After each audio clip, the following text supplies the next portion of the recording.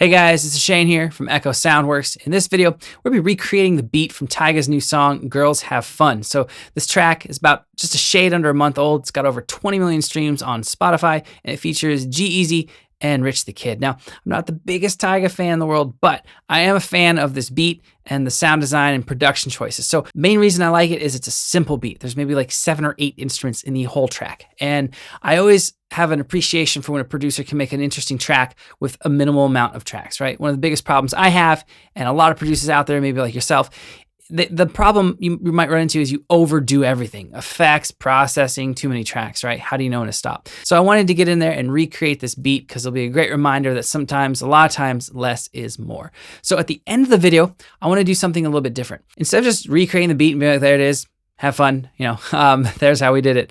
I want to actually create a new idea off of the beat we recreate.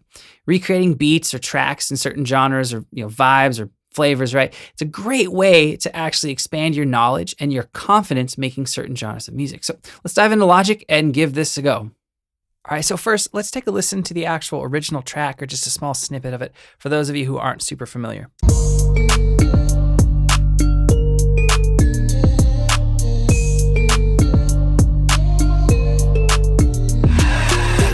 All right, so right off the bat, I always like to analyze a track before I start to recreate it. The first thing I'm noticing is that it's really only a few instruments. We have a couple bells, maybe 2 layers of that. We have an 808 or sub bass, and then we have the drums, which is mainly just a kick, a clap, and a couple hi-hats, right? So this is a really good example for producers out there who overdo things and they think, oh shit, I got to focus on, you're probably like me, you focus on 98% of the stuff that doesn't matter to the end listener. So this is a good example of a track. It's got 20+ million streams on Spotify and it's really simple.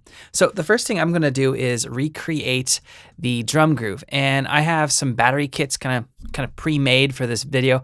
I use these default kits all the time when I'm recreating a track. So basically what I've done is I've set up a kit, an empty kit that I can jack some samples into, where the first row of cells is key tracked. So if we go to the second kick, for instance, we start at our key range starts at C2.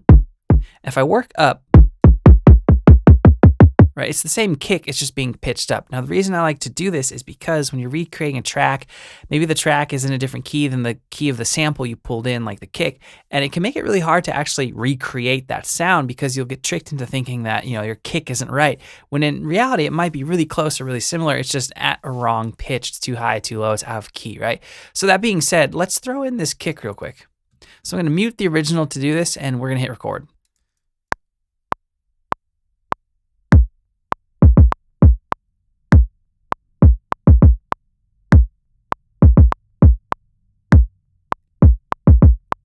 All right, so there is our kick track now, and if we play this with the original, it should line up pretty close. All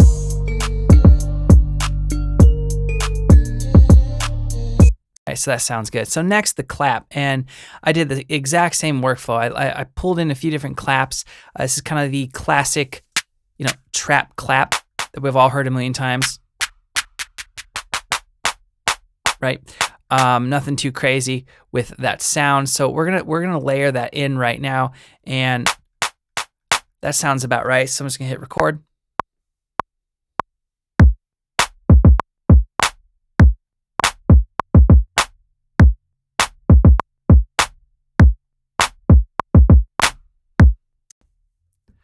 All right, so let's just quantize that really quick. And I might layer a second clap with that first one.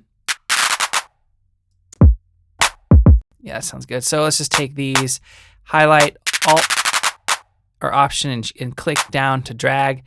And then let's make this one the same length. Highlight all these, hit Escape or V to get my velocity tool. I'm gonna hold down Option and Shift, change all the velocities at once. And now we have a nice little layer.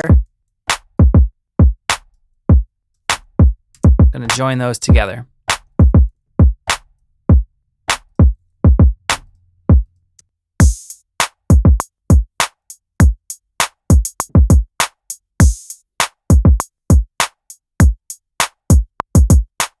Our drum track is pretty much done. We can layer this with the original, see how it sounds.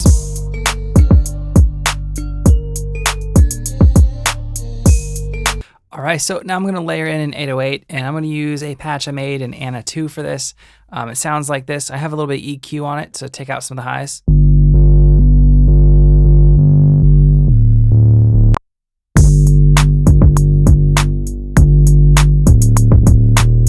All right, and I'm changing up the bass just a little bit. I'm adding an extra note because the other one's a little bit boring to me, but it's close enough to the original where it's not gonna affect our bell pattern that we need to do. So now what I'm gonna do is I'm gonna go through and kind of tighten up the 808.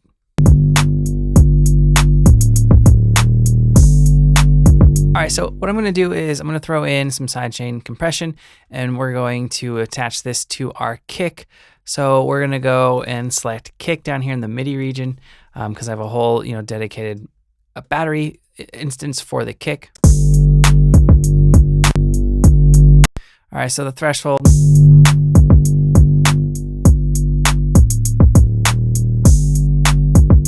And then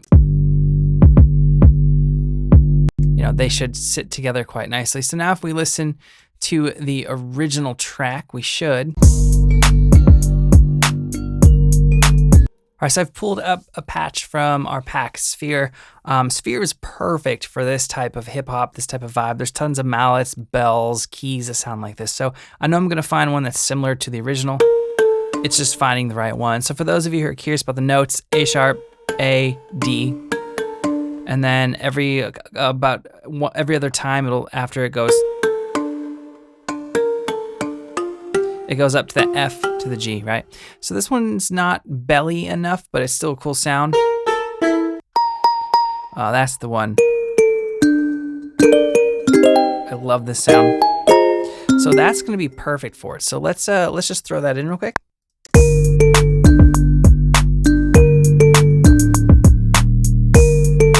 And we're gonna find another sound to layer it with it because it sounds like in the original there's a lower type of bell layered with it. And I'm gonna go back into Sphere and let's go to the mallets folder and let's load up one of the gamelons.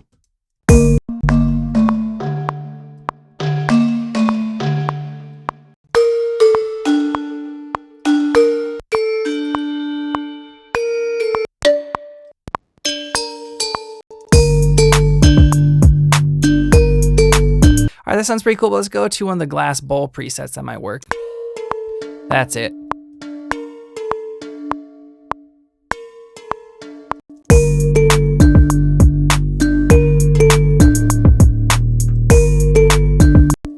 All right, so I really like how that sounds.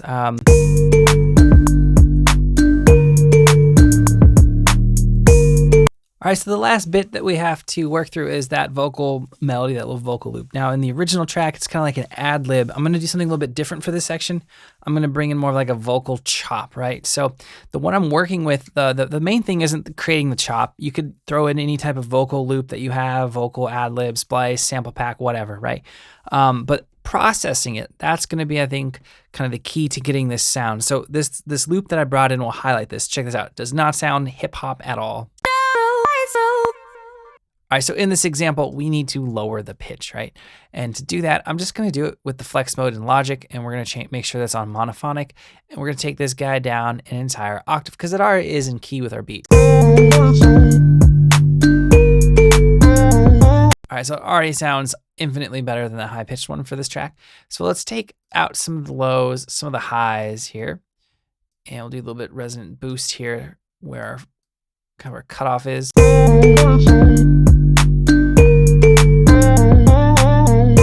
All right, so let's load up one of my favorite reverb plugins. It's called FabFilter Pro R. If you guys are in the market for a good reverb plugin, this one's a great option. It's a little bit expensive, but it's really good. So what I'm gonna do is I'm gonna throw in some reverb throws, essentially. So we're gonna keep the space up.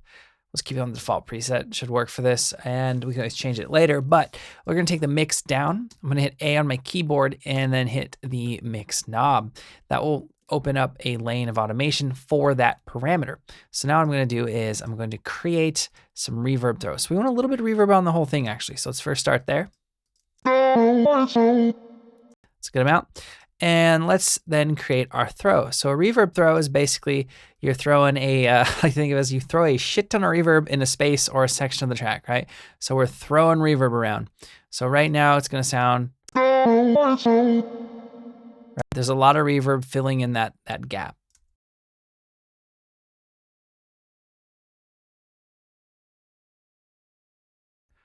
All right, so there are all the reverb throws. It's just gonna help kind of make it a little bit creepier.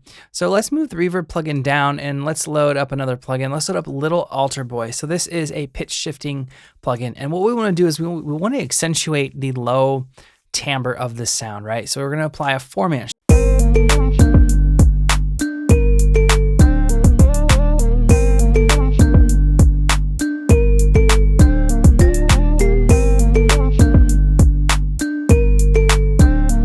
So now's the fun part. And this is what I like. This is why I like recreating different types of beats, is because now I have this type of sound. I have this kind of like a mustard, you know, like a DJ Mustard Metro Boomin type sound with the drums. And I'm not a huge fan of those types of drums, but now I have these cool sounds that I know will work with this type of track, right? Because I can hear it. But let's change out the melody. So what we're gonna do is we're gonna go and we're gonna move these out of the way. And we're gonna use the same instruments, just write a new melody. So we're gonna use the same preset from Sphere. And I'm gonna say kind of in the same box here.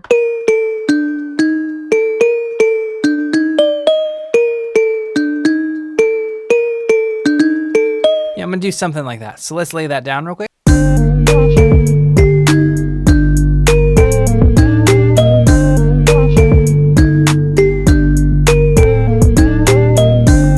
So what I'm also gonna do is we're gonna swap out the 808, right? We're gonna keep the same bass line, which is different from the original track, but we're gonna use more of kind of a short, kind of stubby, plucky almost 808 that has a lot of natural decay to it.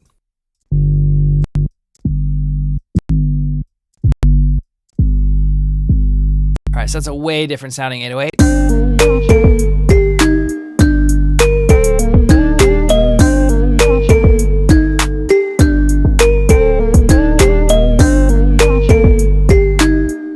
All right, so what I've just pulled up on screen is the note repeat function in Logic. And it's a really great tool. You can actually set a custom key command to it. So what I can do is I like assigning my mod wheel to control different rates so I can create hi-hat rolls. Right, so let's record one in right now.